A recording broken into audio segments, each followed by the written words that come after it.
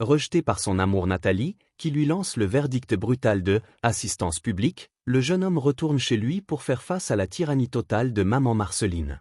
Elle s'attaque à l'avenir des enfants en jetant leurs affaires d'école. Acculé par la rage et l'obligation de protéger les siens, il prend une décision déchirante. Il brûle sa lettre d'admission à l'université. Le jeune étudiant disparaît, laissant place au protecteur. Il se lance dans la course folle du concours de la fonction publique, sa seule chance d'indépendance financière. La confrontation est inévitable, il croise la marâtre qui, certaine de sa défaite, lui oppose un sourire narquois.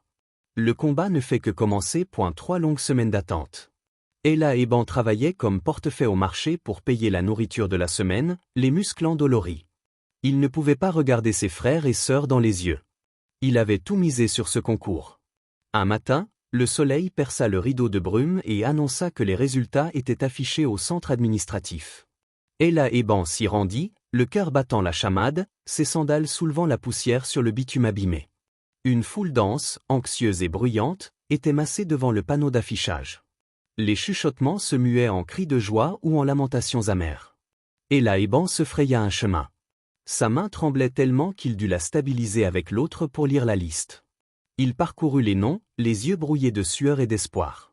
Il vit des noms qu'il connaissait, des diplômés de grandes écoles, des enfants de ministres. Son nom n'y était pas. La déception fut un coup de poignard. Il baissa la tête, prêt à accepter la défaite. Ella et Ben. Regarde mieux, petit. C'était Monsieur Bois, un voisin menuisier qui avait connu sa mère. L'homme, le visage rayonnant, pointait son doigt plus haut sur la liste. Ella et Ben leva les yeux. Il vit son nom, écrit en majuscule, juste après le 4e. Ella et Ben Nguema, admis. Il n'était pas premier, mais il était là. Le choc fut physique. Il sentit une bouffée de chaleur le submerger, une explosion de joie si intense qu'il dut s'accrocher au mur. Il avait réussi l'impossible. Il avait gagné sa première bataille pour la dignité. Sa vie changea du jour au lendemain. Ella et Ben devint fonctionnaire. Son premier salaire fut une feuille d'arbre dans un désert, mais il fut le sien. Il acheta immédiatement des sacs de riz, des bidons d'huile, et des cahiers neufs pour ses frères et sœurs. Lorsque maman Marceline vit le sac de provisions, sa colère se transforma en fureur. Elle réalisa qu'elle avait perdu le levier de la faim. Mais la véritable réussite ne fut pas le salaire. Ce fut l'adoption silencieuse.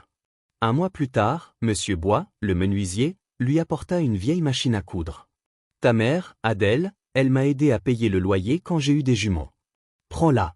Tu feras des retouches pour gagner un peu plus. » Une semaine après, Maman Gâteau, la vendeuse de beignets, lui laissa gratuitement un plat de beignets chauds pour les enfants, en chuchotant « Adèle était la seule à me parler quand mon mari était en prison. C'est pour elle. » Ella et Ben réalisa que l'héritage de sa mère n'était pas l'argent, mais un réseau d'amour et de respect. Sa mère avait été le sponsor de bien plus de vies que la sienne. Les gens qui l'aidaient ne le faisaient pas par charité pour un orphelin, mais par devoir d'honneur envers Adèle. C'est ça, la surveillance silencieuse qu'il avait sentie. Sa mère n'était pas un fantôme, mais une encre de cœur dans sa communauté. Ella et Ben comprit la vérité la plus profonde. Son comportement était son passeport, et l'honneur de sa mère était sa monnaie.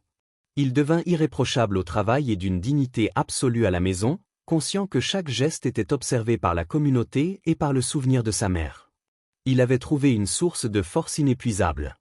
Puis, le choc. Un soir, il trouva un avis d'expulsion sur leur porte. Signé par son propre père.